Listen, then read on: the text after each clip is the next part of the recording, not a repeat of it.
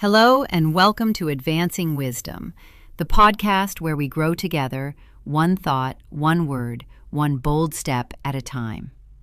Today's episode is deeply personal, not just for you, but for millions of learners around the world. Have you ever opened your mouth to speak English, but the words just didn't come out? Maybe your heart started beating faster. Maybe your mind went blank. Maybe you thought, what if I sound stupid? What if I make a mistake? What if they laugh at me? If you've ever felt that way, I just want you to know you're not alone. This episode is for you, the student who knows the grammar, the vocabulary, the theory, but when it's time to speak, something stops you. Today, we're going to dig deep into those invisible fears. We're going to bring them into the light and slowly, gently, break their power over you. By the end of this episode, you will understand why you feel stuck, learn the psychology behind speaking fear, hear stories from real learners just like you, and get practical tools to speak English with more confidence every day. So grab a cup of tea, coffee, or water, and let's begin. Why speaking English is so hard emotionally. Most people think learning a language is just about vocabulary and grammar. That's only half the story. The real challenge, it's emotional. Think about it. Speaking a new language means stepping outside your comfort zone. It means risking mistakes in front of others. It means showing that you're still learning, and that's vulnerable. And vulnerability, it's scary, even for native speakers in their own language. Here are the top fears I've heard from learners around the world. 1. Fear of making mistakes. 2. Fear of being judged. 3. Fear of sounding stupid or childish. 4. Fear of not being understood. 5. Fear of going blank in a conversation. It's exhausting, isn't it? All that pressure before you even say a word. But let me tell you something powerful. The goal of English is not perfection. The goal is connection. Let me repeat that. The goal is not perfection. The goal is connection. You don't need to sound like a native speaker to be respected. You don't need to be 100% accurate to express yourself. You just need to keep going, even when it's hard. Let me share a quick story. A woman named Carla from Brazil sent me this message. I studied English in school for 10 years. I could read and write well, but when I moved to Canada, I couldn't even order a coffee. I was terrified. I didn't want to look foolish, so I avoided talking. I stayed silent. Close quote. Does that sound familiar? Close quote, she was stuck. Not because she didn't know English, but because fear was holding her voice hostage.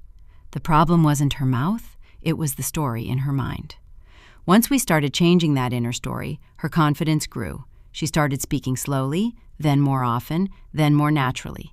Now she works as a customer service rep in Toronto, talking to people all day. Close quote. That's the transformation possible for you too.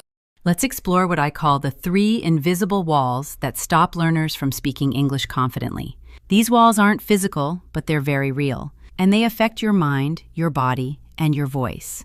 Wall number 1, the fear of judgment. This is probably the biggest one. That voice in your head says, they're going to laugh at me. They'll think I'm stupid. I'm not good enough to speak. But here's the truth. Most people are not judging you. In fact, they admire you for learning a second language. Let me ask you, do you laugh at someone learning your language? Of course not. You're kind, patient, and supportive. So why not give yourself the same kindness? You deserve that. Wall number 2, the perfection trap. Have you ever avoided speaking because you didn't want to make a mistake? Maybe you thought, if I can't say it perfectly, I shouldn't say it at all. That's the perfection trap. It convinces you that you have to sound like a native before you even try. But here's the truth. You learn to speak by speaking. Mistakes are part of the process. Every fluent speaker was once a beginner who messed up a lot, including me. So let your sentences be messy. Let them be broken. That's how we grow.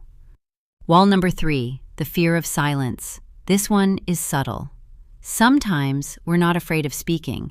We're afraid of pausing, of forgetting a word, of having nothing to say. But pauses are natural. Even in your native language, you pause to think. So if you go blank, it's okay. Just breathe, smile, and keep going. You can say, let me think. What's the word for that? Oh, yes, I mean... These phrases buy you time, and they're completely natural in conversation. Reprogram your mind for confidence. Now that we understand the fears, let's talk about reprogramming your brain. Think of your brain like a garden. If you constantly plant seeds like, I'm bad at English, people will laugh at me, I can't do this, then guess what will grow? Fear, doubt, avoidance. But if you start planting different seeds, like, I'm learning every day, it's okay to make mistakes, I am brave for trying, then you'll start to grow confidence, little by little. So here's a tiny practice for you.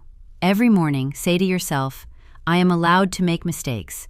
I speak English with courage, not perfection. My voice matters. Say it out loud, or whisper it to yourself in the mirror, because the way you speak to yourself changes everything.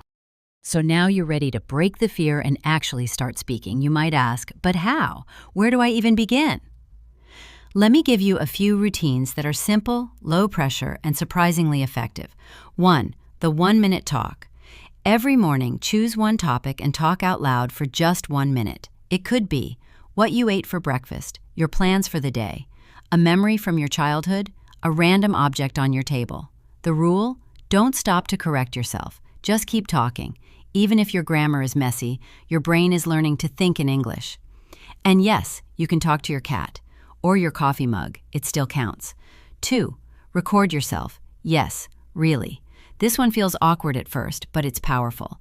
Take your phone, hit record, and just speak for a few minutes. Then listen back, not to criticize, but to observe. You'll notice which words you struggle with, where you hesitate, what sounds great.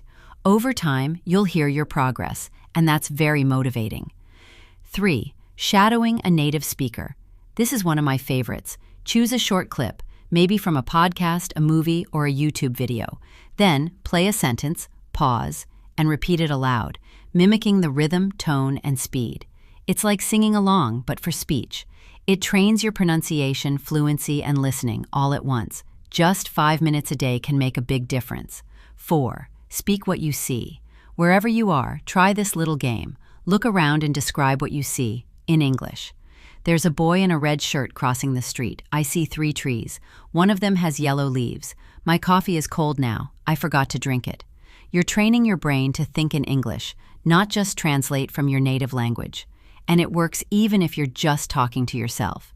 Here are 10 phrases that make you sound more confident, even if your English isn't perfect. 1. Let me put it another way. 2. I'm not sure of the exact word, but I mean. 3. What I'm trying to say is. 4. That's a great question. 5. Can you repeat that, please? 6. Let's take a moment to think. 7. I see what you mean. 8. Exactly. 9. That's interesting. Tell me more.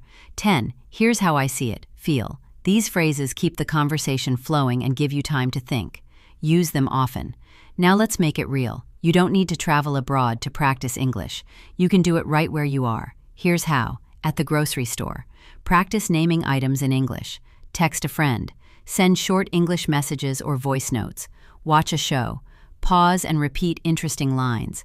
Talk to yourself, in the mirror, in your room, or while walking. No one's watching, just speak, even softly, it's still practice.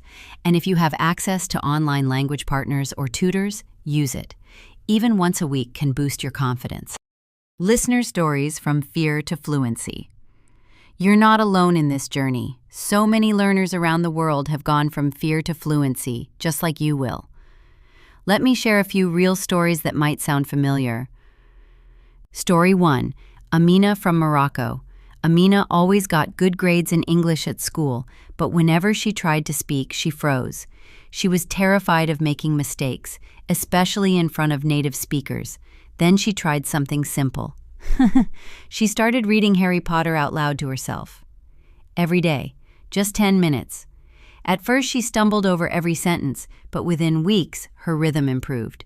Her confidence grew. And one day she surprised herself by joining a conversation at a tourist cafe. Her secret? She stopped waiting to be perfect. Story 2. Raj from India. Raj was working in tech support and he had to speak English with customers, but his accent made him self-conscious. He thought, people won't take me seriously because I don't sound American. Until one day, a kind customer said, "I love your accent. It's part of who you are." That moment changed Raj. He stopped apologizing and started speaking with pride. Your accent isn't a problem, it's a signature. It tells a story of where you come from. And it's beautiful. Don't hide it, own it. Story 3, Clara from Brazil. Clara was shy, very shy. She wanted to join an online speaking club but couldn't get herself to turn on the mic. So she did something clever.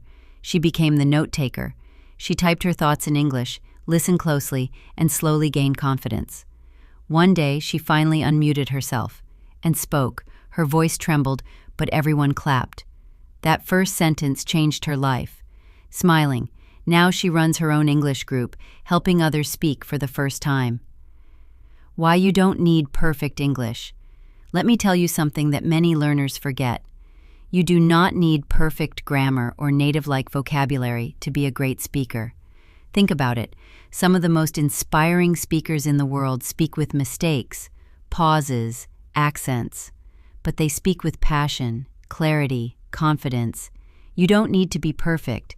You just need to be understood, and understood people can change the world. Final confidence boost. Your English voice matters. Let me leave you with this. There is someone out there who needs your voice, your message, your story, in English. Maybe it's a future client, a stranger who becomes a friend, a student, a boss, a podcast listener, someone who hears you speak and feels inspired. But that moment will never come if you stay silent. So today, just speak, even if it's small, even if it's messy. Speak to your mirror, speak to your notebook, speak to your cat if you have to, but speak. Final tips to practice without fear. Let's recap. Here are your confidence boosters. 1-minute daily talks. Record and replay yourself. Shadow native speakers. Speak what you see. Use supportive phrases. Practice without judgment. Celebrate every sentence you say. And most of all, let go of perfection. This is Advancing Wisdom, and I'm so glad you spent this time with me today. If this episode helped you, consider sharing it with someone who also wants to speak English without fear. Because the more we encourage each other, the louder our voices become. You've got this. Speak boldly. Speak proudly. And I'll see you next time. Until then, keep advancing.